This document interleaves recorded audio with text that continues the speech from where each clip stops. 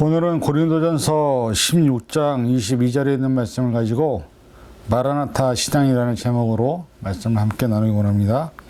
말씀을 봉독하겠습니다. 만일 누구든지 주를 사랑하지 아니하면 저주를 받을지어다. 우리 주여 오시옵소서. 아멘. 기도하겠습니다. 하나님, 우리는 주님을 기다리는 사람들이고 그렇기 때문에 마라나타의 신앙을 소유한 사람들이라고 해도 과언이 아닐 것입니다. 우리가 살아가는 삶의 상황 속에서, 환경 속에서 정말 헤아리기 어렵고 힘들고 어려운 시간을 보내고 있지만 주님의 오심을 기다리는 대강절을 맞이하며 우리가 마라나타의 신앙이 회복되기를 원합니다. 주님 함께해 주시고 주의 뜻을 발견하는 시간 되게 하여 주옵소서. 모든 것 감사드리며 예수님의 이름으로 간절히 기도하옵나이다. 아멘. 지난주에는 대강절 신앙 회복이라는 제목으로 말씀을 함께 나누었습니다. 대강절을 지나면서 우리가 어떤 마음과 어떤 모습으로 주님을 기다리는 삶을 살아야 하는지 생각하는 시간을 가졌습니다. 그런데 주님을 기다리는 마음으로 주여 어서 오시옵소서라는 말이 바로 마라나타입니다. 2022년 이제 다음 주 성탄절이 지나면 더 이상 2022년도는 우리에게 다시 돌아오지 않습니다. 그런 상황 속에서 오늘도 주변을 돌아보면 참으로 힘들고 어려운 시간들을 우리는 보내고 있습니다. 여전히 우리는 오늘도 예수님 어서 오시옵소서라고 하는 기도를 하면서 보내고 있고, 그러한 차원에서 마라나타의 신앙이 과연 우리에게 어떻게 적용되고 있는지, 또한 우리는 마라나타의 신앙을 소유한 사람으로서 그러한 삶을 맞게 살고 있는지를 돌아보기를 원합니다.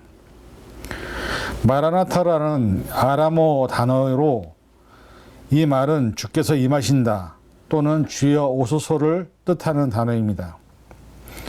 초대교회는 그 당시에 많은 유대인들이 박해를 많이 당했었고 로마의 통치 하에서 크리스천들의 삶은 녹록지 않았습니다.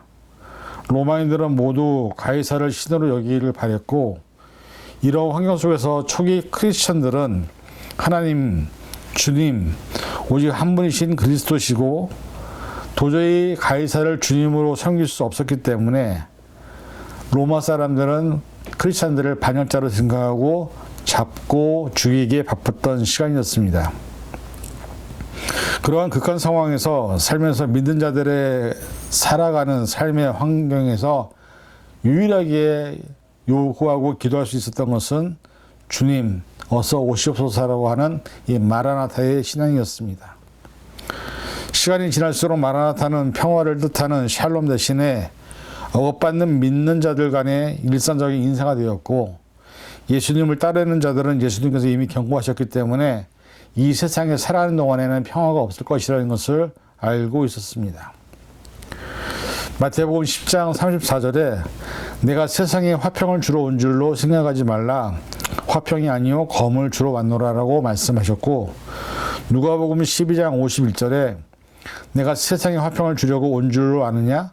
내가 너에게 이르노니 아니라 도리어 분쟁하게 하려 함이로라 라고 말씀하시는 구절을 통해서 사실 우리가 살아가는 인간 세상에는 화평이라는 것이 존재할 수 없다라는 것을 말씀하셨습니다. 그러나 주님께서 돌아오셔서 주님의 왕국을 세우실 것을 알고 있었기에 그 진리로부터 큰 위로를 얻었고, 그들은 계속해서 주님께서 언젠가는 오실 메시아 대망 상상 속에서 마라나타의 신앙을 고백하고 그것을 인내하고 참고 기다리는 삶을 살았던 것을 여러 가지 예화를 통해서 우리에게 말씀하고 있습니다.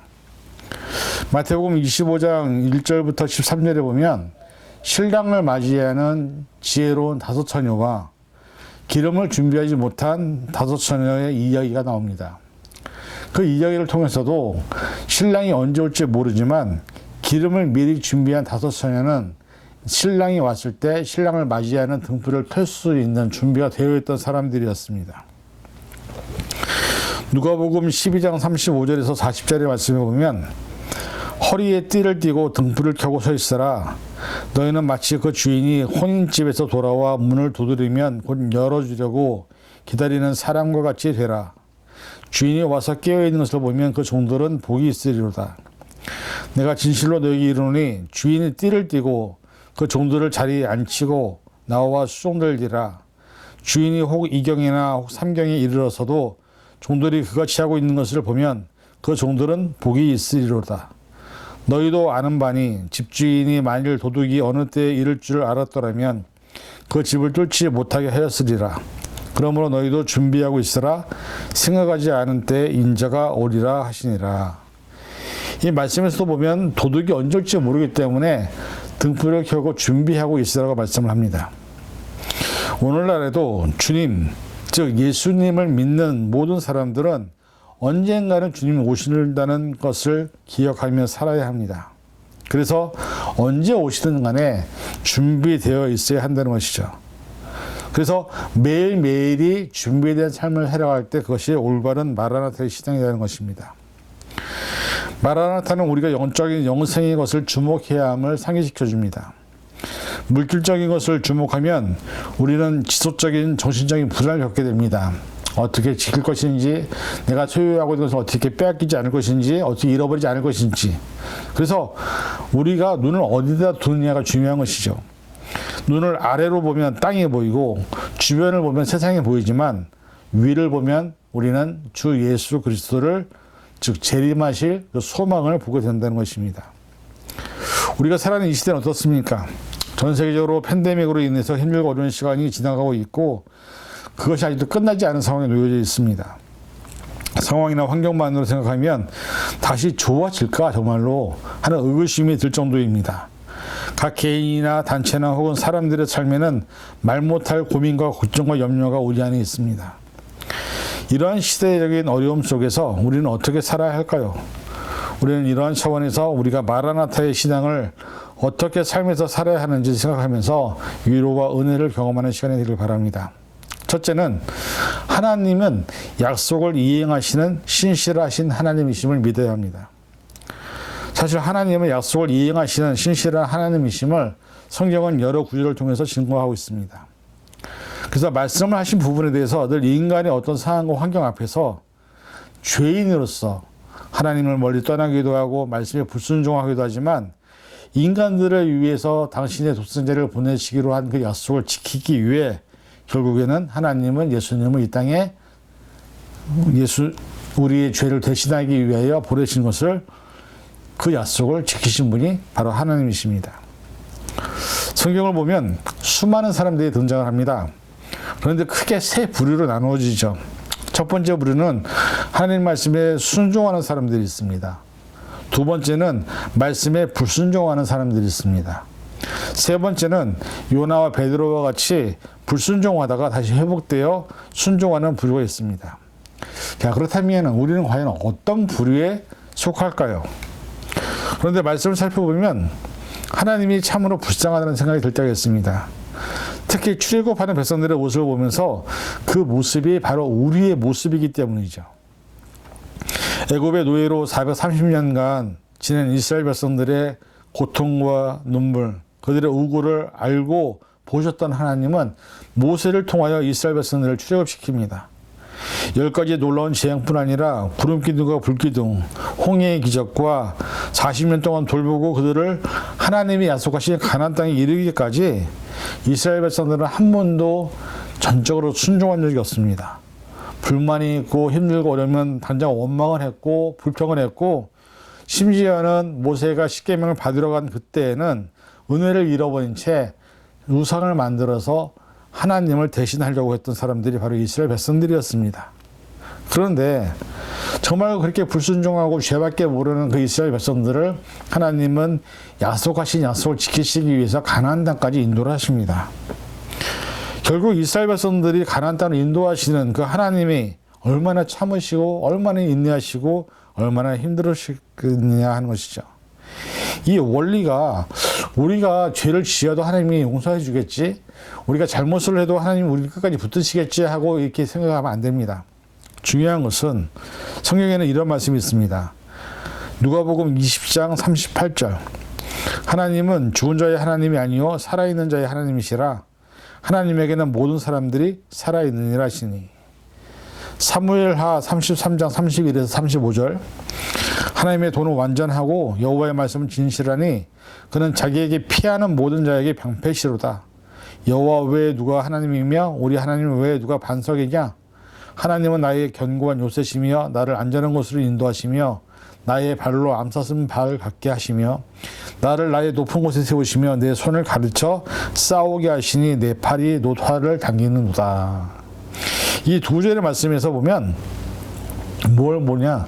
하나님이 하셨다는 것입니다. 우리의 삶을 우리가 스스로 해결한다고 생각하지만 그것은 착각이죠. 우리의 삶을 인도하시는 분은 하나님이십니다. 우리가 힘들어지고 어려워지는 이유는 뭐냐? 우리의 욕심과 죄 때문에 잘못된 선택과 잘못된 결정을 하기 때문에 힘들어지는 것이지, 그럼에도 불구하고 하나님은 끝까지 우리를 사랑하신다는 그 사랑을 저버리지 않고 끝까지 우리와 함께 계시는 분임을 성경은 말씀하고 있습니다. 그 하나님이 바로 저와 여러분의 아버지이십니다. 우리가 사실 살아가는 삶에서 힘들고 어려워서 정말 아무것도 할 수 없는 상황에 놓인다 할지라도 우리의 힘이 되신, 나의 능력이 되신 하나님이 나의 아버지시기 때문에 나를 붙들어 주시고 인도해 주시는 사실을 잊지 말아야 합니다. 우리가 힘들고 어려운 시간을 보낼 때 하나님은 절대로 우리를 홀로 내버려 두지 않습니다. 왜냐하면 하나님은 우리의 아버지이시기 때문이죠. 자녀가 힘든 상황에 놓여 있는데 그 모습을 그냥 두고만 보는 부모는 없습니다. 부모는 최선을 다해서 자녀를 돕기 위해서 노력할 것이고, 마찬가지로 우리가 비록 세상에 살고 있지만 우리 모두 하나님의 자녀입니다. 그래서 하나님은 우리를 돌보시고 인도하시고 필요한 것을 채우시는 우리의 아버지이십니다. 이 사실을 믿고 2022년도 잘 마무리하시고 늘 하나님과 동행하는 믿음의 10년들이 될 수 있기를 주님의 이름으로 간절히 축원을 드립니다. 둘째는 우리의 모든 것을 알고 계시고 필요한 것을 채우시는 분이 하나님이라는 사실을 믿어야 합니다. 성경을 보면 우리가 위로와 은혜를 받는 말씀이 얼마나 많이 나오는지 알 수 없습니다. 왜냐하면 하나님은 언제나 우리를 위로하시고 힘과 능력과 도움을 주시는 하나님이 바로 우리의 영적인 아버지이시기 때문입니다. 여호수아 1장 5절 내 평생에 너를 능히 대적할 자 없으리니 내가 모세와 함께 있었던 것 같이 너와 함께 있을 것임이라. 네가 너를 떠나지 아니하며 버리지 아니하리니. 여호수아 1장 5절 내가 내게 명령한 것이 아니냐. 강하고 담대하라. 두려워하지 말라. 놀라지 말라. 내가 어디로 가든지 내 하나님 여호와가 너와 함께 하시느니라 하시니라. 그 다음 이사야 41장 10절 두려워하지 말라. 내가 너와 함께 함이라. 놀라지 말라. 나는 내 하나님이 됨이라. 내가 너를 굳세게 하리라. 참으로 너를 도와주리라. 참으로 나의 의로운 오른손으로 너를 붙들리라. 이 구절을 여러분들이 수많은 설교를 통해서 많이 들었을 것입니다. 이 말씀은 뭐냐? 우리의 삶에서 일하시고 역사하시고 그런 하나님이 우리의 아버지시다라는 사실이죠. 그런데 중요한 것은 우리가 그것을 정말 경험했느냐 하는 것입니다. 저는 사실 짧은 인생을 살아왔지만 돌아보면 한 번도 실패하거나 절망하면서 홈리스가 된 적은 없습니다. 왜냐하면 그때마다 하나님의 채우시는 은혜를 경험했기 때문이죠. 어릴 때부터 교회를 오랫동안 다녔지만 사실은 교회를 다닌 것은 믿음이 좋아서도 아니고 신앙이 좋아서도 아니었습니다. 어린아이 시대였기 때문에 친구들이 좋았고 교회에 가면 재미가 있었고 또한 교회가 평안을 주는 곳이었기 때문에 교회를 열심히 다녔던 것 같습니다. 그러나 인격적으로 주님을 만난 것은 아니었습니다. 그러다 신학대학교에 들어가서 사역을 시작하면서 인격적으로 주님을 만난 것은 군대에 가서 주님의 능력과 실질적인 만남을 갖게 되었던 것입니다. 물론 그 전부터 어머니의 신앙의 모습을 통해서 하나님이 일하시고 계시고 역사하시는 것을 늘 보아왔지만 제 자신의 삶에서 직접적으로 주님을 만나는 경험은 군대에서 만나는 경험을 했었습니다. 그때 앞에 서원하며 기도했던 내용이 있었습니다. 제가 연약하지만 부족하지만 내게 필요한 모든 것을 하나님께서 채워주시라고, 그리고 내가 부모님을 모실 수 없지만 부모님의 건강과 부모님의 삶도 하나님께서 친히 붙잡아 주셔야만 제가 목회에 온전히 전념할 수 있다고 그렇게 하면서 여태까지 살아왔습니다.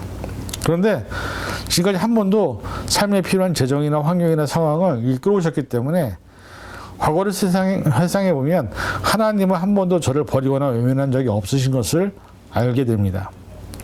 물론 사람이기 때문에 지금 현재 상황에서 또 앞으로 필요한 상황에서 여러 가지 상황들에 대해서 필요한 것도 있겠지만 그럼에도 불구하고 하나님은 역전히 그때도 우리에게 필요한 것을 채우실 것을 저는 믿고 있습니다.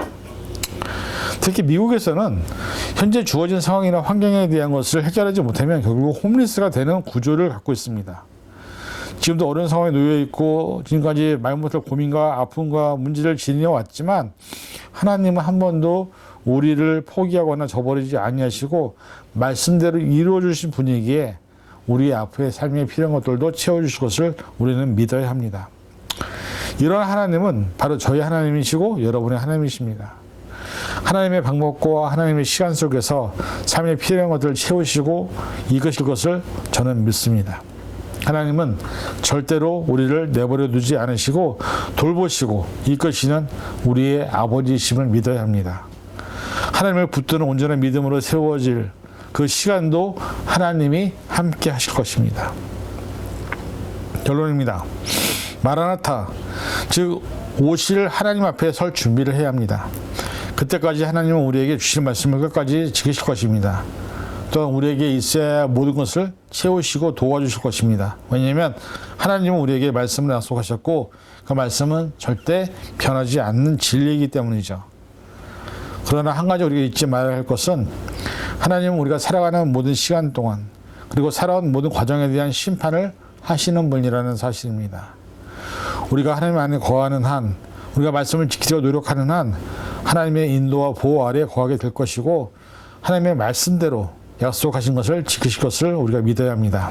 그리고 우리에게 마라나타로 오신 주님 앞에 설 때에 이 말씀처럼 우리를 심판하실 것입니다. 전도서 12장 14절, 하나님은 모든 행위와 모든 은밀한 일을 선악간에 심판하시리라. 오늘 악담을 하거나 실망을 하거나 힘들어하는 분이 있다면 마라나타라고 외치시기 바랍니다. 그러면 하나님이 우리와 함께 하실 것입니다. 사람이 살아가는 모든 과정과 환경에는 언제나 걱정, 근심이 없을 수는 없습니다. 그러나 우리에게는 마라나타의 신앙이 있습니다. 주여 어서 오시옵소서, 내 삶에 오시옵소서, 내 가정에 오시옵소서. 그래서 그 주님이 오심을 통해서 하나님의 능력과 은혜를 경험하는 그런 믿음의 10년들 될 수 있기를 주님의 이름으로 간절히 축원을 드립니다. 기도하겠습니다. 사랑해 주님, 마라나타의 시상, 주여 어서 오시옵소서. 내 삶을 어루만지시고 내 생각을 어루만지시고 우리 가족의 필요한 것들을 채우시는 그 하나님을 경험하기 원합니다. 주님, 우리가 주님을 맞이할 수 있는 그릇이 되게 하시고 주님 안에서 자유함과 평안을 누리는 행복을 또 은혜를 경험하게 도와주시옵소서. 모든 것 감사드리며 예수님의 이름으로 간절히 기도하옵나이다. 아멘.